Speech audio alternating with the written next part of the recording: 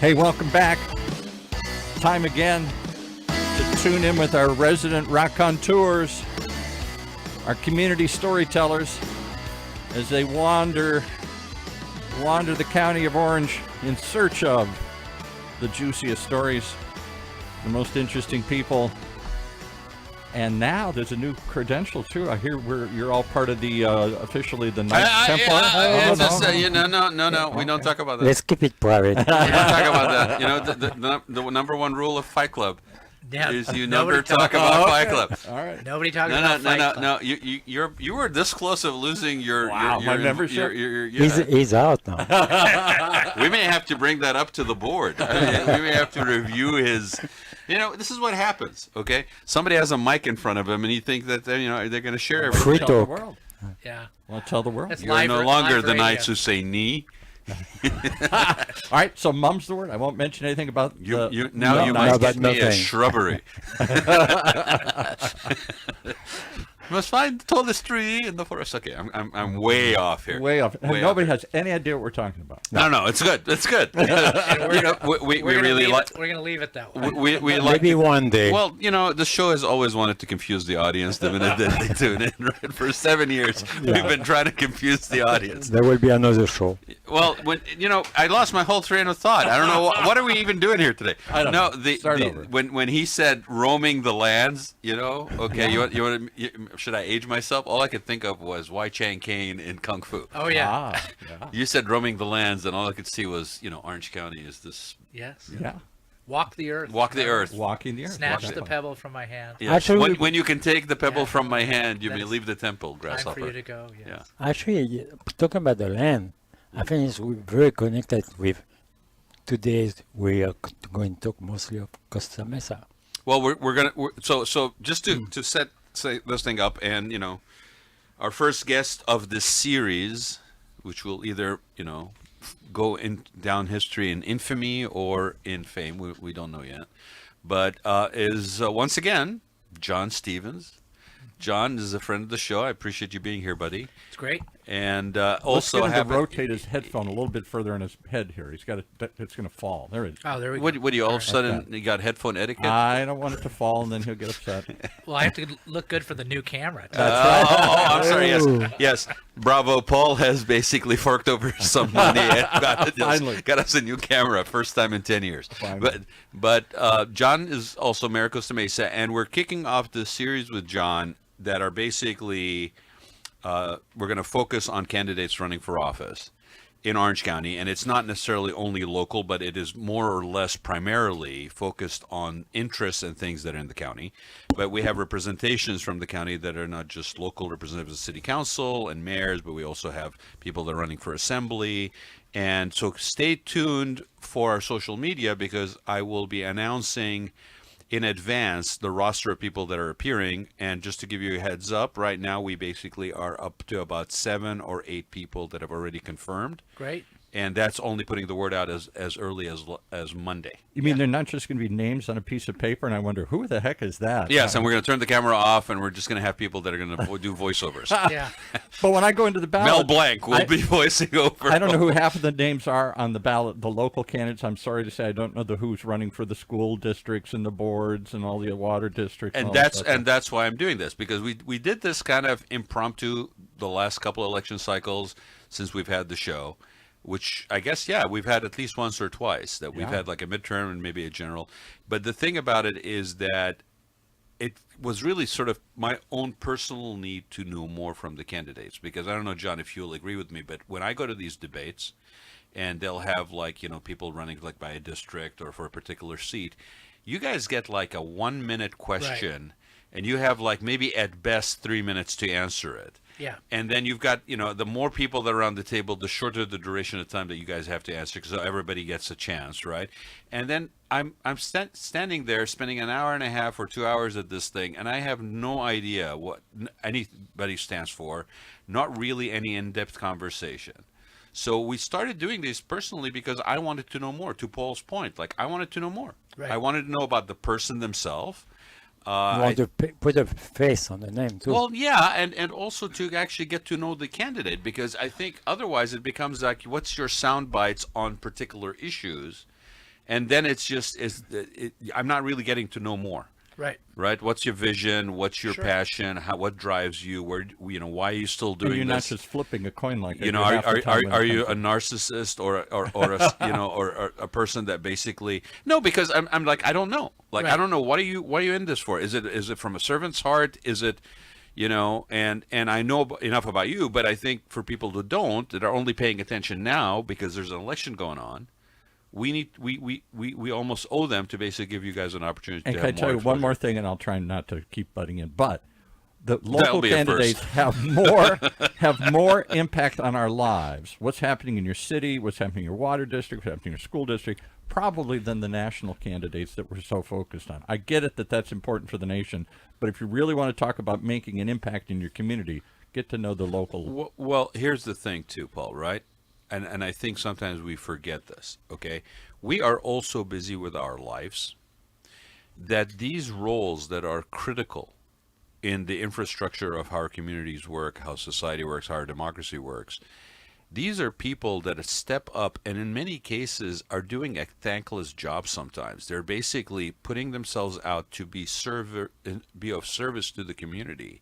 And we tend to basically sometimes don't really realize the sacrifice that goes into that in terms of time, in terms of focus. Sometimes they're putting their careers on hold. It's the priorities shift, their family times shift. And I just want to make sure we bring that point to the surface first and foremost, because we seem to be very flippant these days about just trying to cut these people at the knees. I don't care which side of the fence you are. I don't care what you stand for.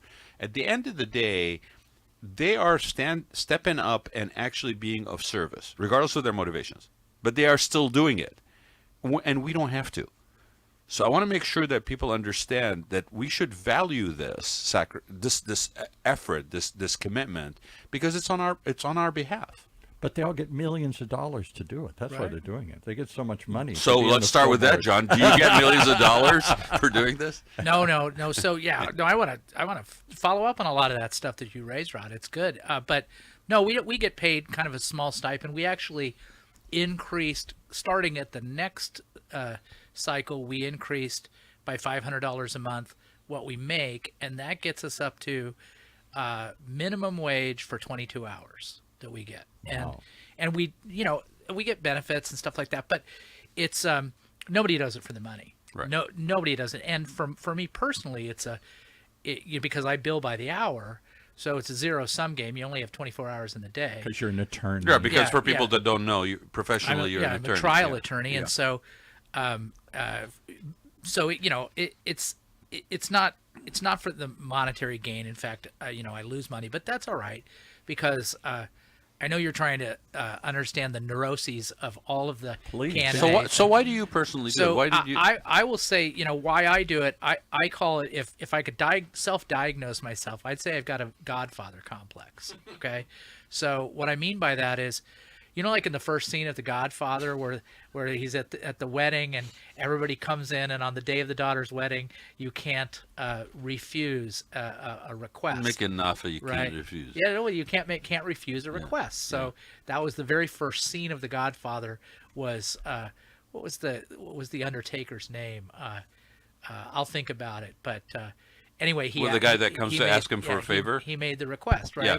So anyway, what I've done ever since I was on council, but certainly as mayor, is approached it as just like that, basically, that it's service. It's mayor as service. And so like what Paul said is, yes, the local, he's right, the local representatives have the most impact, but one of the reasons for that is because you have the greatest access to the local representatives. Right. So everybody knows my cell phone number, so I might as well give it right now, 714-337-1872. Pretty much everybody in Costa Mesa that either has it or can find it with a couple strokes on the keyboard. And people call me about everything. And I'll give you an example. This is an example. It's sad, it's tragic, but it's a way I can be of some service, and I could give you hundreds of examples. But one of a constituent, his daughter died at a young age, 25 years old, and he wants to put a memorial in Balearic Park, which is in my neighborhood, a tree and a marker. And so, where does he turn? To the mayor. And so when somebody calls me, the thing that also people don't realize, I think, about a lot of local and, of course, state and county and federal people is we don't do a lot, right? I mean, we don't fix any potholes. We don't put out any fires. We don't arrest anybody or trim any trees. But when somebody contacts me with any issue, like, for example, that gentleman who wanted to have a memorial for his deceased daughter, what's going on in my mind is, who do I call and what do I say, right? And I know exactly who to call at staff. I know what to say. I know how to make that connection so I can solve their individual problem. And we also have, you don't have to call the mayor, by the way. We have got a great app. It's called Costa Mesa 311, where if you get that on your phone, you can send to the city any issue. So if you have a pothole out in front of your house, you take a photo of it, Costa Mesa 311, within a week it'll be filled. If you have graffiti, if you see any graffiti, take a photo of it, Costa Mesa 311, and it'll be covered in 24 hours. As a city, and as certainly as the mayor, service to the community, responsiveness is our objective. Now, we don't always achieve the objective 100% of the time, just like anything else, but you got to strive for it. So that is the reason I do what I do, because if I didn't have that position, I wouldn't be able to be of service to the residents. Let me ask you this question, and I'm going to, down the road, I'm going to come back to this and visit it from another angle, right? But how important do you feel the ability to do that, to be in that sort of center spoke, right, and have those connections? How important do you think somebody who has that, being in that position, is in the ability for them to succeed in that position? Because you find people sometimes that will run for a position, but when you look at, like me, I'm looking at the background, how they got there, the access, and I'm also measuring the efficiency of them in that job based on what they have. So it's like a newcomer to the city may have great new ideas, but if they're running on the fact that they're able to do this and this and this, but they don't have the built relationships, I'm going to look at it in a different manner. And I think that can apply to any position that anybody's going for. I mean, you could even apply it into a corporate position, of course, right? Or, how well connected are you with the business community, right? So I'm asking, because I've never really asked this question, how important do you feel that is as a skill set to have, or an experienced background to have in doing your job? I just heard a little bit what you just said. I think because he cares. He cares about the people that is in community, right? And he say, hey, they need to be able to talk to us. Well, that's that having access to him, which I think is very it's huge, right? And not everybody necessarily makes themselves that accessible, and in some cases, understandably, because it's like, you're allowing people to be that get that close to you. But I've never asked that question, John. Like, how important is that? It's critical. And before I go on and answer that question, because it's a great question and I have an answer, the guy who was the Undertaker, his name is Bonacera. Okay, it was killing me. I couldn't, and until I say it, that's how connected he is. He even remembers the name. I'm going to lose all credibility with Godfather fans if I don't get that on the record. But I want to answer. I want to answer your question, because that's really important. So, having a network, both professionally and personally, and then in terms of the political or public service, it's critical. I'm in a group called Provisors, and that's, I've been in the group for 25 years, and I've created that kind of muscle of creating relationships and being able to put that together and put people together and connect people when you need to. But you're absolutely right. Like, it takes time to develop that network, and you have to be open to it, and you have to show up to a lot of things. So, I was blessed because I was introduced to a lot of people by Katrina Foley, who got me into local municipal government, and she's, of course, a great relationship at the county level as our supervisor. But Katrina Foley, Cotty Petrie Norris, Josh Newman, Dave Min, Katie Porter, Alex Padilla, and all these folks, and then of course, Costa Mesa is like the Tennessee of cities, right? So we're surrounded. Tennessee of cities. Yeah, no, I'm gonna back that out because Tennessee is surrounded by borders a lot of different states. Costa Mesa, if I'm not mistaken, in Orange County, since it's in the center, it borders 5 cities. So you got Newport Beach, Huntington Beach, Fountain Valley, Santa Ana, Irvine. And they're all different. They're different, but you have to have relationships in all those cities because we have mutual aid. We have a lot of stuff going on. I mean, my goodness, with Newport Beach, we share a school district, we share a homeless shelter, we share so much. So you have to have good relationships. And then, now I serve on two regional transportation boards, the Toll Roads Board and the Orange County Transportation Authority, OCTA board.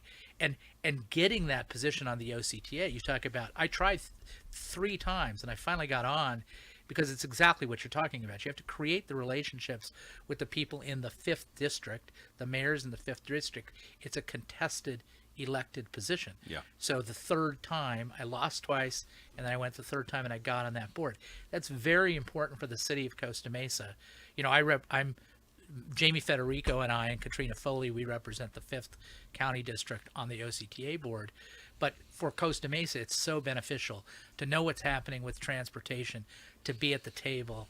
And because the old saying, if you're not at the table, you're on the menu. Yeah. And I think also you're very infrastructure-wise, you're very central as far as transportation corridors, etc. I mean, you got Bristol that runs all the way north and all the way south. Right. You got the freeway coming right through. You got the 55. Like you're in a heavy transportation corridor. Yeah. So that makes perfect sense. Yeah. But yeah, I mean, and It's a good thing and a bad thing at the same time. Well, but I think, Good. but I think here's the thing. Like I actually, and I have to confess. Okay, I'm confessing this right now because Do we put on an alert or anything here? This is a RAAD confession. No, just hum like a monk in a monastery in the background there. Put on your Irish brogue and hum. But no, I'm going to confess this. I did actually want to make sure that with the series, because people who followed the show know, I kind of almost like religiously, More with religion. more with the religious, More with religion. Bless me, Father. I religiously do not prep for the shows. Yes. And the reason is because I want to have a genuine conversation, and what I call, and this is again the Southern thing. Start with Tennessee, now we're going to do another Southern strategy. Is in the South you sit and you visit with people. Yes. Okay. Versus I have an agenda and a list of things I want to go through. Yeah. So I always wanted this show to be where we're visiting with our guests and we're basically delving down, going down the rabbit holes that they may bring up, or something comes up in conversation, we go explore it in real time in the present, right? Yeah. All right. So my confession is this. I actually wanted this series to have a little bit more meat in terms of things for a couple of reasons. I wanted the guests to be able to refer back to certain segments of the video afterwards, relevant to certain particular issues, or certain things that are regional. And also because I wanted the listener who basically had certain questions like, well, what, Rod, you didn't ask him about affordable housing. You didn't ask him about transportation. You didn't ask him about stuff like that, to actually have stuff like that, right? Sure. So it's interesting because one of the things I had on there was working with adjacent cities, Yeah. right? And we kind of like just brought this into focus because yes, you need those connections. Those connections don't happen instantaneously. Just add water. You were involved. You were brought in. You kind of expanded your role in being of service, right? And you found yourself now you're in a mayor position. Now you're running for re-election. So you have a perspective and a connections to things that somebody who's just starting, not to knock that their valiant effort of wanting to be involved, but you're bringing some wealth and benefit to the community because of that. That's true. And by the way, may I give you absolution? Absolutely. Yes, please. Okay, go and sin no more. Yeah. In nomine Padre No, Spiritus no, Sanctus. Oh, we're going to be no sitting blood. every time we have Yeah, these you series. No blood. No, I know. I can't. For the Catholics, I know I can't give absolution. No. This is a non-denominational this channel, but yeah, and I think those cities that we're talking about don't fit one mold. They don't. You've got Newport Beach on one side, you got Santa Ana on the other. Santa Ana has gone through a complete identity shift in the last 5 or 10 years. People would look at Santa Ana and go, oh, Santa Ana, Right. right? Now Santa Ana, has very progressive development programs and a lot of repositioning of existing properties and so forth, and it was very progressive in leading the charge in some of this major development in the area, right? Right. So how do you navigate those things? Do you find common ground? Are there sometimes where there's a conflict? How do you navigate that? Well, so you first of all, to have the relationship, what my mom always used to say, to have a friend, you have to be a friend. Right. So you have to show up.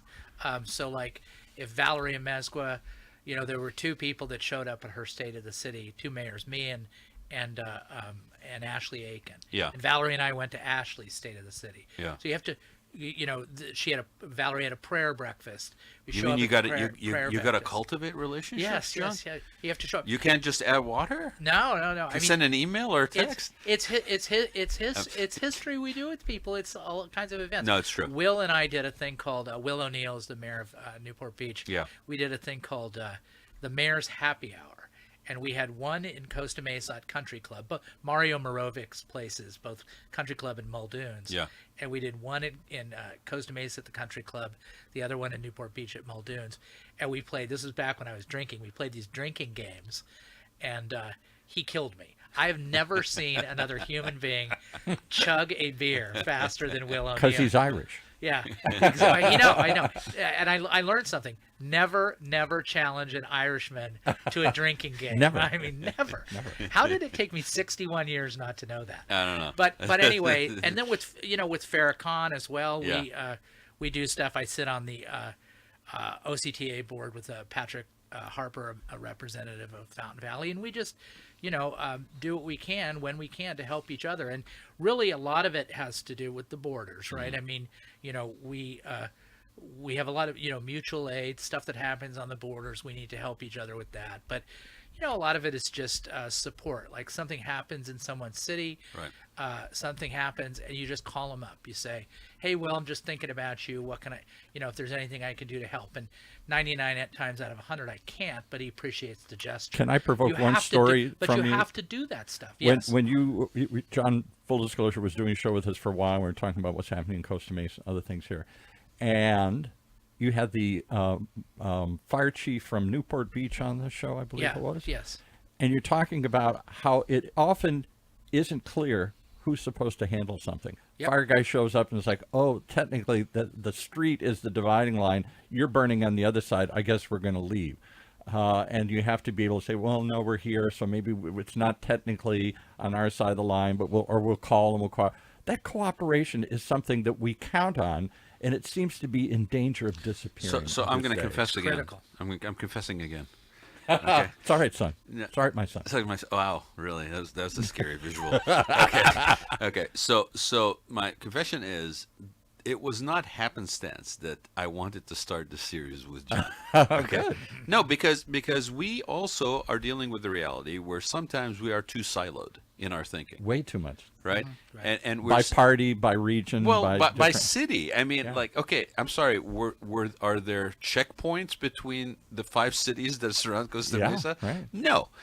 So sometimes when we're making these decisions, and why I also started with this thing about the importance of connections and relationships, is because when you're voting for a candidate in your city, okay, I know it's hard enough to just focus on your own city and the issues happening in your city and whether sand is being replenished in San Clemente or not, or whatever. But you got to understand that we live in an environment, in a biosphere, at least regionally, where the person who you're electing in your city has to work with adjacent cities in order to maintain, whether it's safety, whether it's fire resources, whether whatever. I mean, look at the fires we just had in South County, right? I mean, there wasn't just one city that was affected, and in order for us to basically have a positive outcome to some of these issues, that collaboration is key. We have Costa Mesa. Sorry, I almost said Costa Mesa instead of Orange County. Orange County is like no other county in the United States for sure, probably in the world. Yeah. So we have 3 I think we're the sixth largest county in the United Yeah, States, right. 3.2 million people. But of those very populous counties, none of them have 34 distinct cities plus the county space, So we basically have 35 jurisdictions Yeah. that have, responsibility and power over, like in our case, 16 square miles of land and about 112,000 people. So it creates its challenges. So, for example, like let's just look at the issue of homelessness. Okay. So when back in 2017, Katrina Foley and I, and the then city manager, we went with a delegation from St. Joe's, I think it was, and St. Joe's and the county, and we went to San Antonio, Texas. San Antonio, Texas is in a place called Bexar County, Baher County, pronounced Bear, and there's 1.7 million people in San Antonio. There's 1.9 million people in Bexar County. They have we went there because we wanted to look at a facility called Haven for Hope. If you look it up, it's an amazing place. They have two different sections of it. They have the what they call, I think it's called the compound, and then they have the Haven for Hope, which is a complete transformational program for getting people out of homelessness and getting people on their feet. And then the compound kind of keeps people where it's a place where people can go and they're not on the street, because San Antonio was having a heck of a time with homelessness at the Riverwalk. Anyhow, they can do that because they have, through the city, the county, the mental health, the DAs, the judges, everybody is on the same page and can be on the same page. There's not this kind of dispute about, like, I go and I talk to the folks at Dana Point, which are great people, Dana Point, San Clemente, the South County, and I tell them that, we've got a homeless shelter. Well, they're not interested in doing that down there, because their constituents don't want that. Not in my backyard. Our constituents, as it turned out in 2019 when we established our homeless shelter, they embraced it because they were saying you're doing something, and it was a thoughtful plan that we had. But we had a 7-0 vote. We had people that were very happy that we were addressing the issue. The folks down at South County, I think they think that they'll be met with pitchforks if they try to do something like that. Well, I'll tell you that yes, and affordable housing is another one that basically suffers the same way in some cases. I think there's a certain amount of, success has many fathers and failure is an orphan, and people don't want to be the person that takes that risk. And with something like this, where it's like all of a sudden we're faced with the reality, unavoidably, that we have a homeless issue. I won't even call it a problem. We have a homeless situation. We have people that are homeless for a myriad of reasons, not just all drugs related. There are people. I mean, the largest growing portion of segment of people that are homeless are people that are seniors that are one medical bill away from being homeless. You got single mothers, that are basically can't afford, and no child support and all this stuff, and they find themselves homeless. There's myriad of situations. Some are drug related, but when you basically are faced with that, and you are almost dealing with it individually as a city, then you're missing out, because there's challenges, but there's also opportunities with this more communal approach or regional approach. And so again, I don't, we've got a bunch of other stuff I want to cover, but again, the emphasis on the fact of how important it really is to have a working relationship with adjacent cities where they can pull on your resources, you can ask them for help, you can actually get around the table and have conversations that are more inclusive of other people. Well, we have our bridge shelter over by the airport, and we share it with Newport Beach. Newport Beach, actually, the first kind of meeting that we had about collaborating was between me and Will O'Neill when we were mayors pro tem at the time. Was this at one of the? No, it wasn't. There was no drinking involved. It was one of our few meetings where there's no drinking involved. No, but we had a meeting, and then of course, we got buy-in.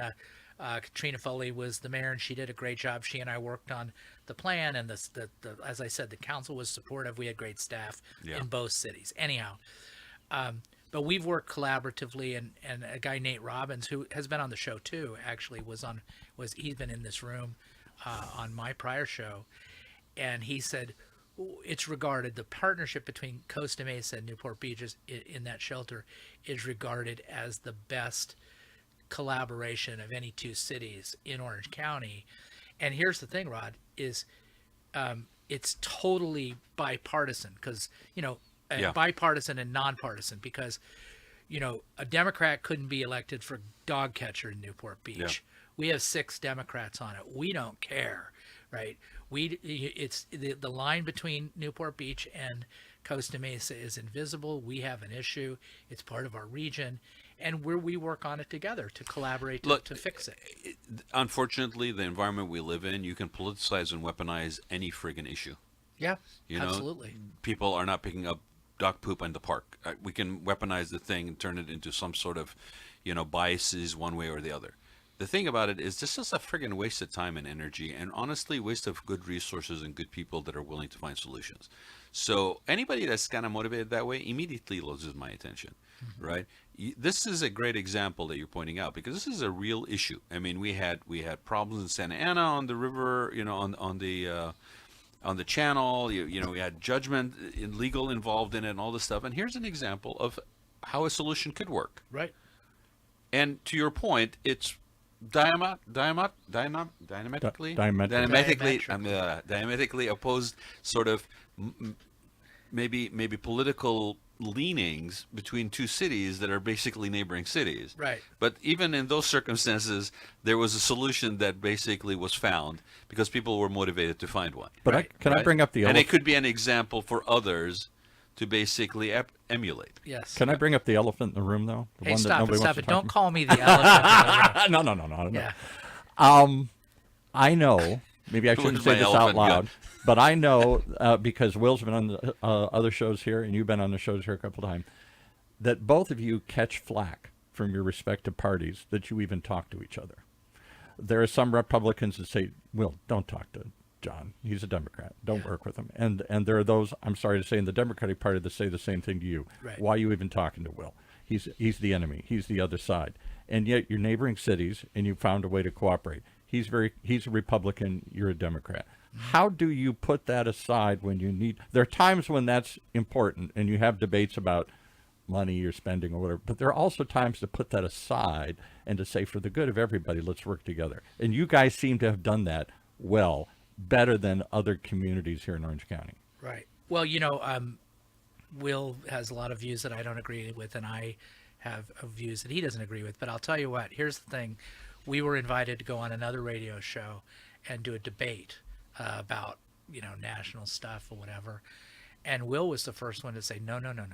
He goes, I'm not going to do that. He goes, it's too important for us, for the things that we're working on, we're collaborating, to have some performative show where we're going to debate our differences. And that's the type of thing, right? So he, I give him space to say whatever he wants to say. I don't do a thumbs down on social media on his things. Sometimes I read it, sometimes I don't. He does the same thing, because when we're together, we're both busy, and it's like if we're going to be talking and being on a show or doing something, we're going to focus on the things that where we can make a difference. John, that's called respect. This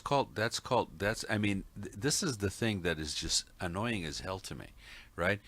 It wasn't that long ago when we everywhere from the Congress in D.C. all the way down in the neighborhood, the guy that crossed the street, that there was always at least, yes, we may differ on things, we may differ on everything, we may differ on certain things, we may have, we may draw the line in different places, but there was still mutual respect for the fact that you are stepping up to do something here, to actually be of service. And I don't have to agree with you, but I have to respect you for being in that role, right?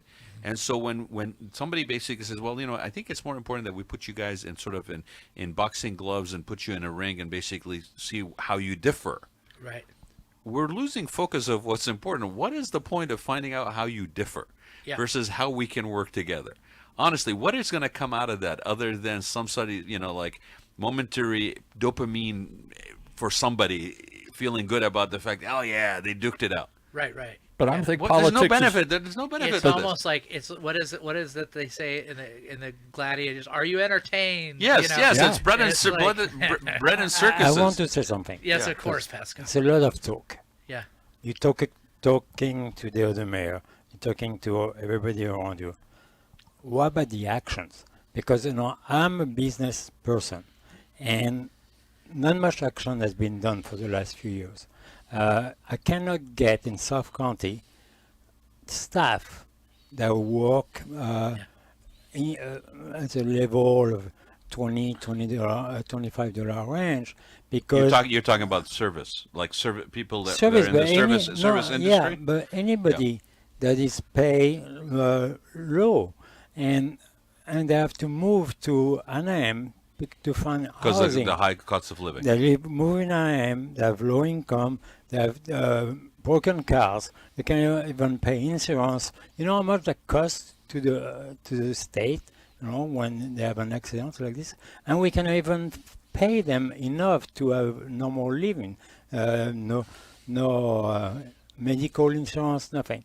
So the other thing too, because Well, before you get too far on that one, move on, because it opens up the conversation regarding cost of living and indirectly, I would say market housing or proximity housing. I don't even want to use the word affordable housing because I think it lumps a very complex topic into one label that has a negative reaction from people, because of the terminology.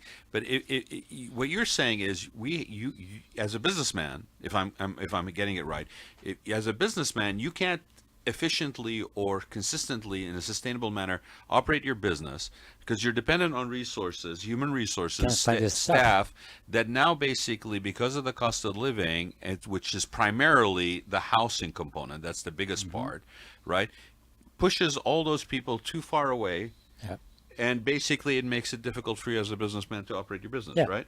Okay. Yeah. So if you have a business Laguna Beach, Laguna Niguel, San Juan Capistrano, you can't get stuff. So let's expand that conversation, John. What you've been at this long enough. You've been sitting in a seat, in a leadership position. This is an issue for the county, Right, and it's an interesting issue because there's a bunch of different sides to it, Correct. right? I mean, so from my perspective, I look at it. I'll just tell you, I've got 4 children.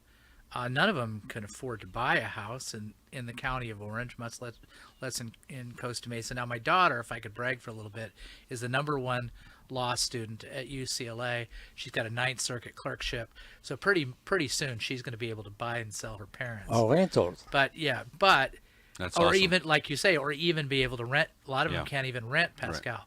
So you look. There's a lot of different ways people are trying to address the issue. So I'll have like one conversation I had, but it creates sacrifice, and that's the other thing that's really interesting, is this idea of sacrifice.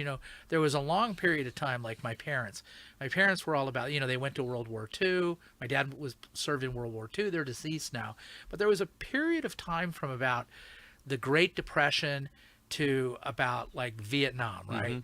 Where the whole country was about sacrifice and the common good. That's how we built dams, we built the interstate highway, we did all these great things because people were willing to sacrifice. Unions were strong, and the middle class it was a was common strong, good versus what's in right? it for me. And that kind of changed, in the 70s-ish up until the time we are now. And people have to understand that when you are addressing an issue for one group, there is going to be a sacrifice. So I'll give you an example. One of the things is ADUs. If you're familiar with those accessory dwelling units, which nobody should be afraid of. I always say Fonzie lived in an ADU, right, on Happy Days. So anyhow, but I had a constituent who said basically, what are you doing about all these ADUs? Why do we have all these ADUs? It's terrible. It's going to be in my neighborhood. Everybody's going to have an ADU, and it's going to cause a parking problem. It's like, okay. Well, we're trying to, putting ADUs in is one way, one kind of small leg to address affordable housing. We're not going to address affordable housing through ADUs, but it helps. It's additive. It creates a consequence. We have like parking minimums don't exist, and more people park. So more people park. So that's the consequence. So we say to somebody who is in a neighborhood, like say on the east side of Costa Mesa, we're going to have ADUs because we're addressing the cost of housing, but it's going to be crowded to park on your street. And they go, no, no, no, no, I don't like that. I don't like it. I can't find a parking space. That's a sacrifice. So the question becomes, it's like, what are people willing to sacrifice? People say, we need to have lower housing costs. With lower housing costs in a built-out area, that requires higher density development. Correct. And people say, I don't want higher density development, because they're concerned, and it's not necessarily a valid concern, but they're saying more people are going to live there. It's going to create traffic. Are you willing to sacrifice more traffic to allow people to live affordably? I'll give you another one. We're looking with Jamboree Housing at putting a 70-unit senior living, affordable living at the. We're going to build it at the city grounds, at the parking lot of the senior center, right? So I've got seniors who say, and then we will either be net, we won't lose any parking spaces. We could lose like 4 parking spaces, but there's going to be a disruption over time, the construction and things like that. And we have seniors saying, I think a lot of seniors aren't going to not be driving, so there's well, right, but we have seniors saying, don't do that because we don't want to lose the 4 parking spaces. And I'm like going, aren't you willing to sacrifice that to get 70 units of affordable housing? And this is the thing why from the beginning we also talked about the importance of relationships. Because here's the thing that gets lost from my perspective looking at this, and I'm in sort of the design and build side of this, the construction side of things professionally. So when you talk about affordable housing, when you talk about housing cost being somehow the reason why we have a high cost, and when everybody was basically talking about the minute the Fed drops the interest rates, that's going to sort of solve the problem. It was never going to solve the problem. They could drop it down to 0 and you'd still have the problem because you don't have inventory. Inventory is outstripped by the demand, and you don't have inventory. And anybody who's basically barking at the high interest rates, okay, because that's somehow, or the cost of living, do they really want to sacrifice the value of their homes that are now higher? The problem isn't the 5% or 3%. The problem is, and it's not a problem, it's just the reality of the situation. The value of the properties has increased to where your entry point into the property is now much higher, even at the lower interest rate than your grandparents maybe paid for their loan.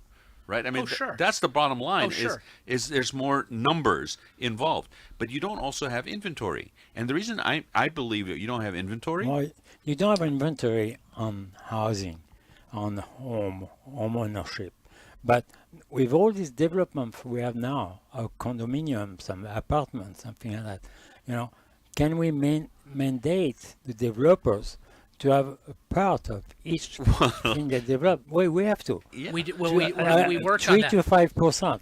They Yes. will serve homeless. They will serve unemployment. They will serve a Well, lot of things. gentlemen, that's fine theoretically, but we also know that there has always been some sort of level of regulation, and in many cases, the developers were allowed to pay in lieu fees. And I will use San Clemente as an example. They were allowed to pay in lieu fees to the city, so that the city now will take on the responsibility of building the affordable housing. Yeah, but What the city could not get the affordable housing built when it actually was motivated to do so, because to John's point, the neighborhoods and the people in the city would show up at city council and say, not in my backyard. And the city would say, well, I tried, but we can't because the citizens don't want it. So what happened is the developers basically got away from the responsibility of providing that product, and then it became more difficult for the cities to actually provide it, and so became a vicious circle. The bottom line, and this is the point I want to just emphasize, when we don't provide housing for people that cannot necessarily afford to pay the high rent rates or the high cost of single family homes, not only are we somehow avoiding having the undesirable in the neighborhood, we're also cutting the knees off for our kids Absolutely. Yeah. and the people that are in the city that are born and raised and have a DNA and an interest in the city's continuation. And those people now are lost. They have to move away. Also, the seniors that are holding onto their houses as their piggy banks as they get older. The quality of life, they can't release that house into the inventory. Because if they do, then they have to move out of state because there's no alternative in the community, in their familiar surroundings, which is as you get older, you want to stay within a familiar surrounding that actually will maintain the quality of life that they are now accustomed to. So we are strangling the inventory. We're not providing creative solutions of inventory that is applicable to today's needs, both on the elder side and on the younger youth side. And we're still trying to apply the formulas from friggin' 20 years ago. But I want to respond to Pascal's point because we became the 6th city earlier this year, just a few months ago, to pass what we call an affordable housing ordinance. Other people call it an inclusionary housing ordinance, and it does exactly what you're doing. So to build a rental project in excess of 50 units in Costa Mesa, you're required to do one of two things: either have on-site housing for 10% low income or 5% very low income, or pay a $10 square foot in lieu fee.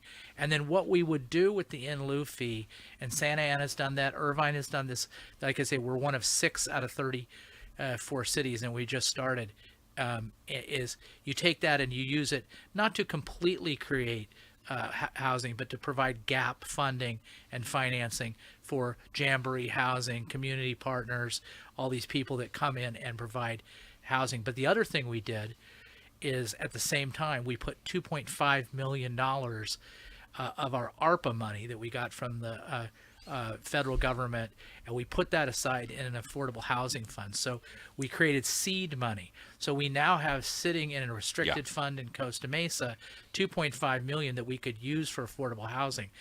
But, it's like that's 80 ADUs I talked about. Now I've talked about affordable housing ordinance, but we had, Lauren Gameros, who's our council member in District 2, he says, forget about all this stuff. I'm just going to go for the throat. I'm going to go right for the guy who owns the property. Trinity Broadcasting Network is owned by a guy named Manny Koshman. Yeah. Some of you may know Manny.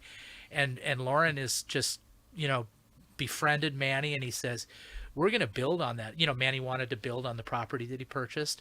And so now we just got, it's 150 units, really nice project. They could tweak it a little bit, but a nice project at the Trinity Broadcasting Network with 150 for sale units that are a lower price point. And they're trying to hit what's called the missing middle, which is, teachers, firefighters, so forth, that can get into the market and buy property. So we're trying to address it in different ways, in Costa Mesa and other cities are too. We're trying to be active about it, but it's a regional and it's a state issue.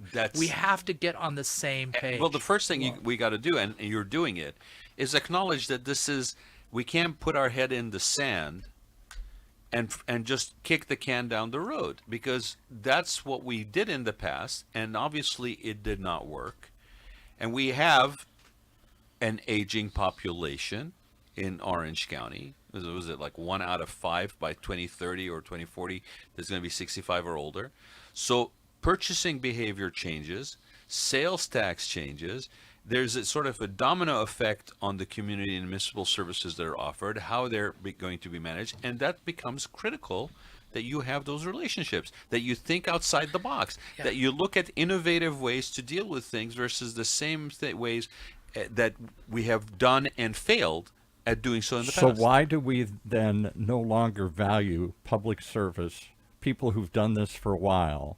We want to throw them out. We always want the new. Whether it was Obama or Trump, they both represented somebody new from the outside. Because everybody just wants to be an influencer like you, Paul. They just want to be behind. I think that we don't value what that part of the public service, which says you've got to build up relationships and you've got to be willing to work across the aisle.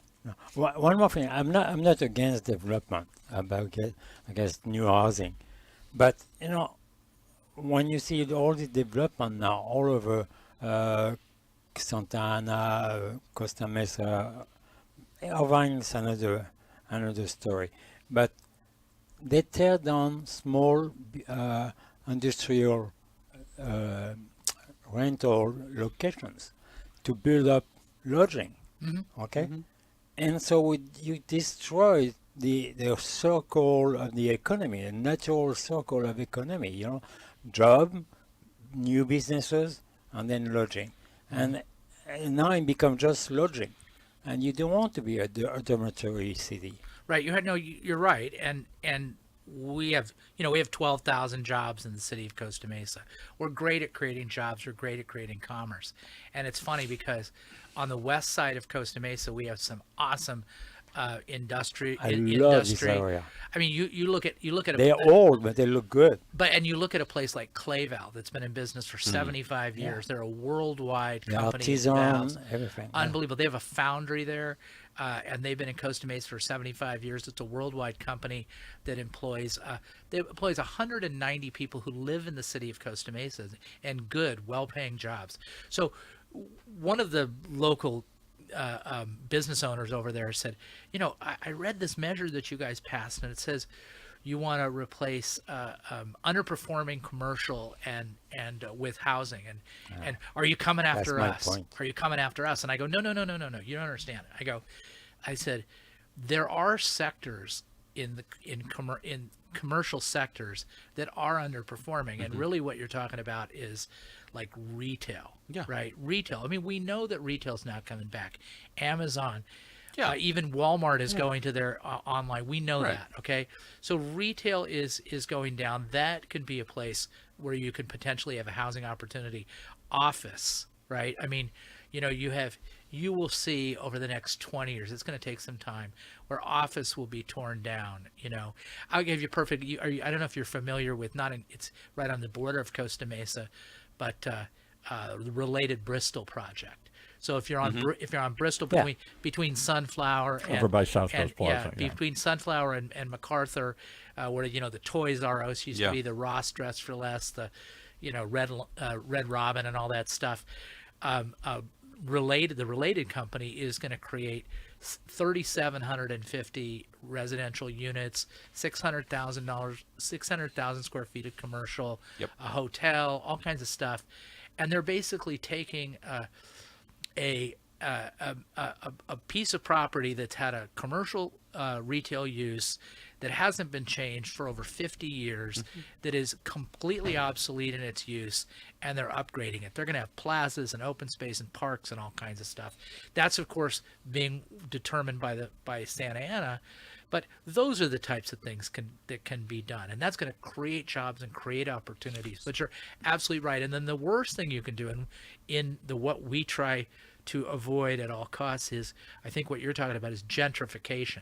So you have places that are people have lived in for 30 years and they're doing fine, and you say, all right, we're kicking you out because we're building up a high density thing, and now you're out on the streets. So we try to avoid gentrification in Costa Mesa. And Manny Chavez, by the way, who's our council member in District 4, is the biggest successful opponent of gentrification. Well, you need solutions that are sustainable, right? And sometimes it needs to be a sustainable solution that may even outlast your seat in elected position, right? I mean, if you've done your job, that's what those are the things that really matter, right? Because and to actually enforce it. Like, you made the policy, like we've got about 10 minutes. I want to cover a few things before we're done, but this is one of those major things, to your point, that needs a regional solution, and it needs to be innovative and forward-looking versus backward-looking in everything from the type of product that we're putting out, the way we're approaching it, the private and public partnerships that are involved in this versus everybody's in their own silo doing it, right? Because it also addresses other things like fast-tracking the permitting and all this stuff. If everybody's working together towards a sustainable solution, then that's a solution that we all benefit from. And you have to be patient. I mean, but I think if I could use an analogy, it's like hitting a downhill putt. You ever hit a downhill putt? Yeah.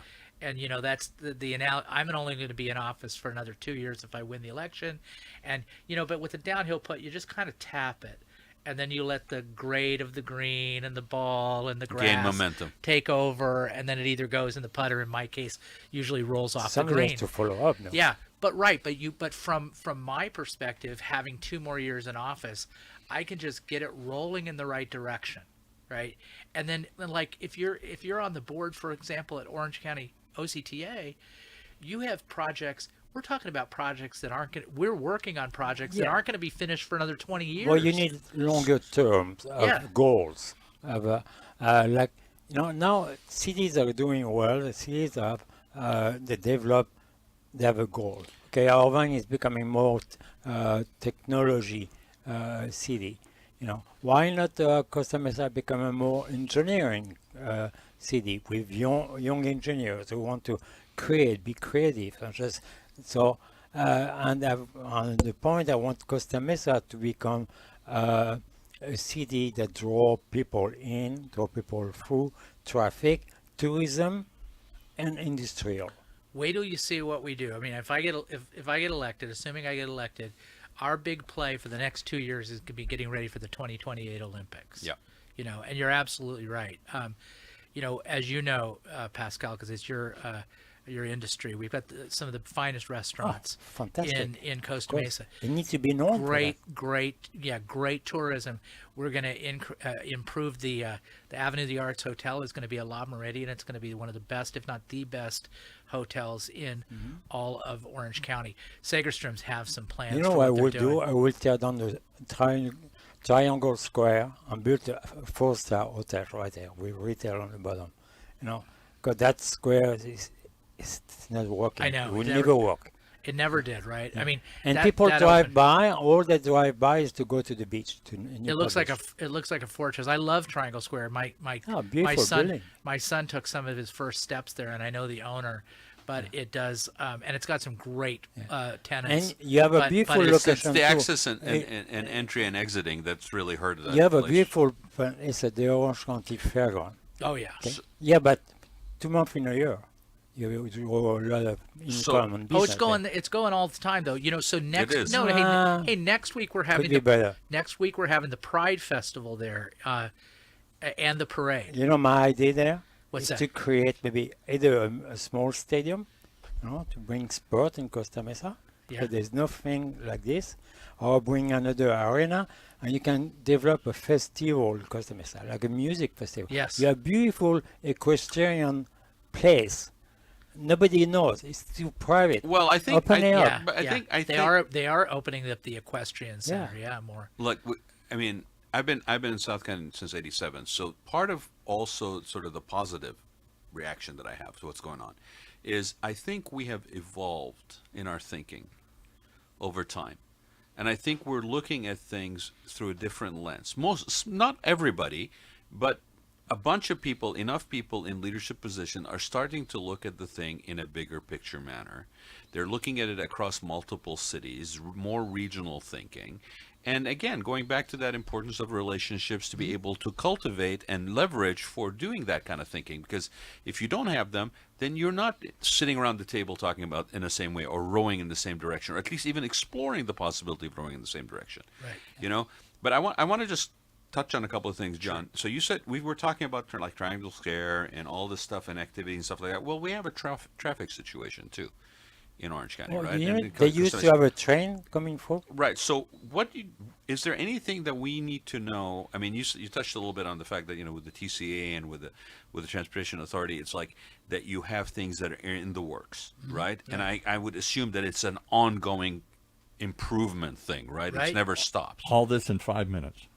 Well, I've got more stuff. 5.5. So how do you feel about how about the future in terms of transportation and traffic? Are we at a crossroads? Do we need different solutions? No pun intended, right? Yeah.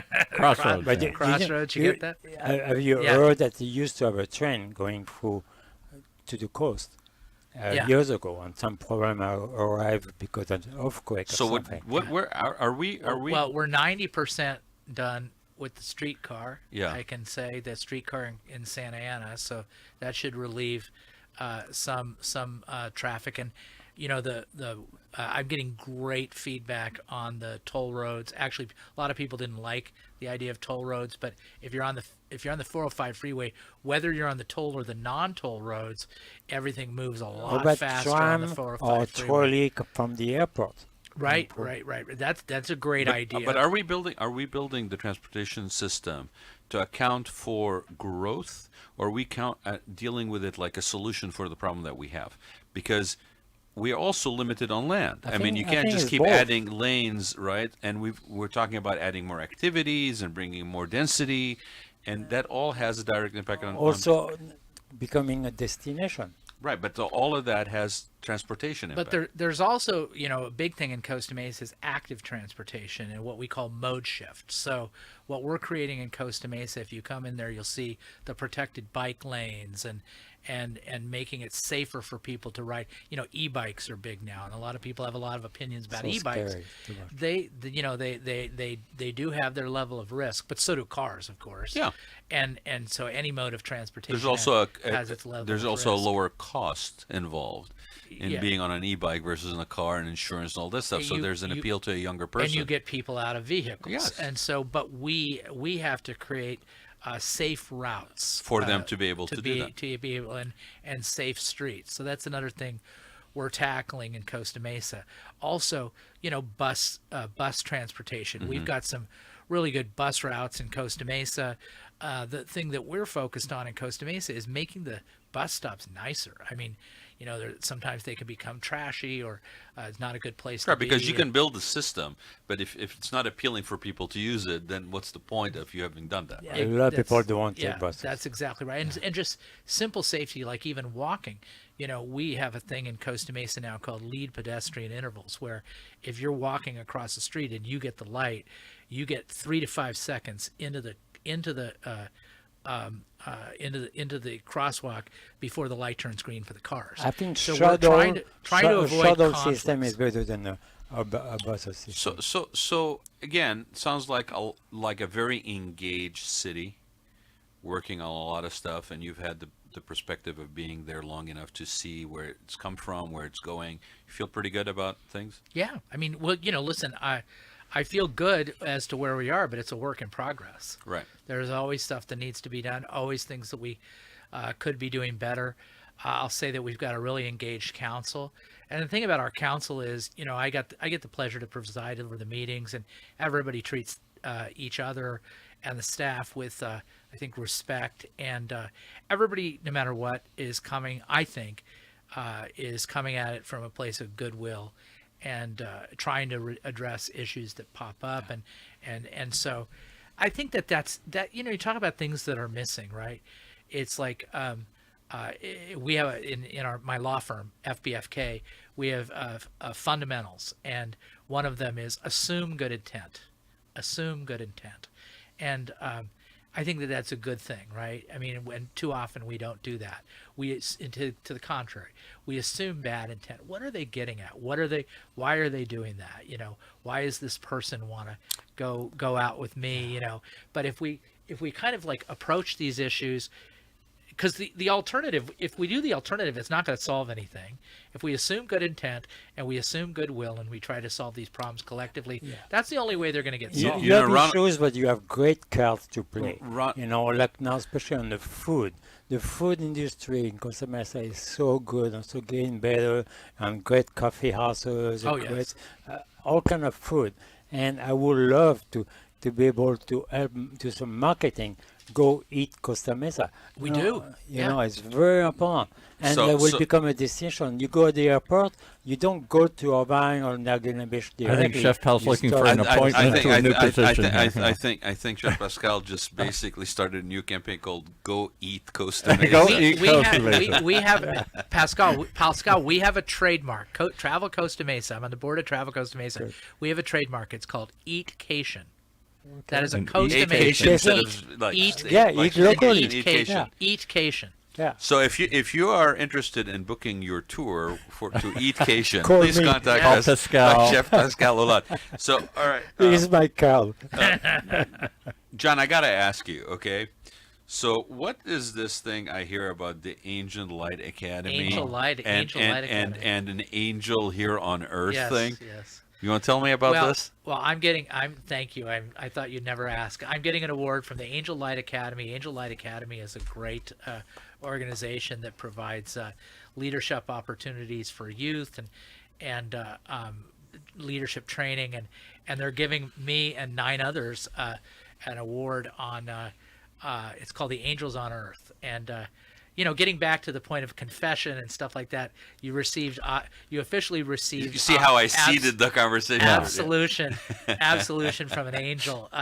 No, but yeah, so they're nice enough to honor me, and you might find this hard to believe, but I've never received an award of any kind in my life. What? Yes, so I've been working for 61 years on my acceptance speech, and they're only giving me 3 minutes. There you goes the ready? 3 minutes. I'm Well, ready. You should be. You know what, John? You told me this over the phone when we were preparing for the show a little bit, and I meant to tell you and I didn't. But if you take any consolation out of it, for those who know South County, they may be familiar with a lady by the name of Ruth Denault. Ruth Denault is Denault Hardware Stores, and she and her husband started the company, and they have like 3 or 4 locations. And specifically, she's involved with Concordia University. She's a classy lady, and she was very instrumental in like the Casa Romantica Foundation and all that stuff, right? I set up a nonprofit in San Clemente with a couple of gentlemen, John Alpe, for those who know him, and Mike Cotter, who was there, called the San Clemente, the Spanish Village Foundation.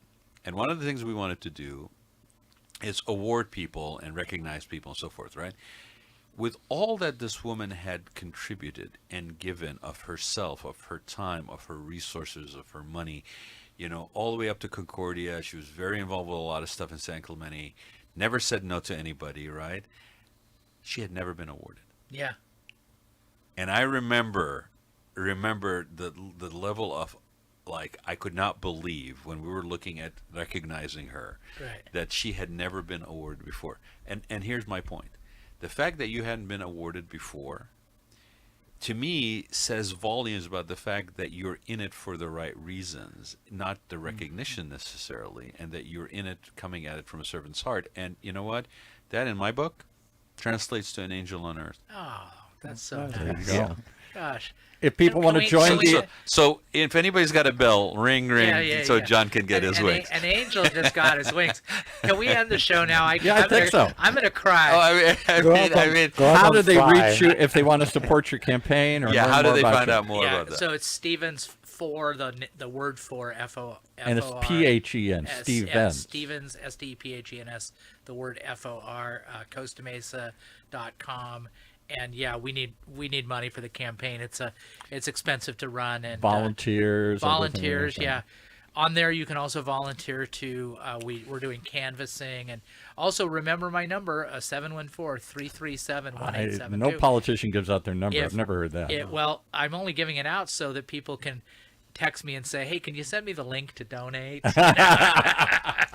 But you said something, and I'll leave it with this. It's we versus me. We live more and more in a me society. It's about me. What am I going to get? What's in it for me? And less about we. I never heard the word sacrifice anymore. That was part of my father's generation. Yeah. Yeah, no, it's definitely that. And honestly, I encourage everybody that's listening to think about this not in your own. I mean, of course, your own neighborhood, your own cul-de-sac, your own street, but think bigger. Like, you're not sacrificing your attention to your neighborhood if you think, how does these impact us regionally? How do we basically partner with other people? How do we reach to the other side of the street, the other side of the city limits, to basically find solutions that are sustainable? Because if we don't do that, we're just going to keep going into this cycle where we're in this little our own sphere, and we're almost ignoring that the impact ripple effects from the outside or from us are impacting other things. Those solutions don't last. Right. Those solutions don't last. Like, and I encourage you, like, you're like, well, I don't live in Costa Mesa, so I don't know if, I will pay attention to John's thing. Well, John is sitting in a city that is bordered by another 5 cities. He's interacting with people that may be members, representatives of your city. So get to know those that are basically stepping up and being of service publicly. Talk to your because neighbors. we really depend on them daily and what they decide. So get to know them. Talk Thank to you. the people sitting next to you on a restaurant. Especially when they're angels. That's I right. mean, I mean, come on. Ask him what did you order Yeah. and vote for John for mayor. There you go. Pascal, That's Pascal your choice. Yeah. Atation Booker for the city of Eatcation. Acation I like Booker. that. Paul, thanks for letting us run over a little bit. Guys, join us. Join us on our social media, because we usually have these shows once a week on Wednesdays, but we have so many candidates that are basically showing interest to come on that we are going to be constantly updating who's going to show up, and we'll probably announce it in advance as soon as we get them starting tomorrow. So stay tuned. More people coming. John, thank you so much. I couldn't Thank think of a you. better person to Thank you. start this with. Thank you, Rod. Thank you, Pascal and Paul.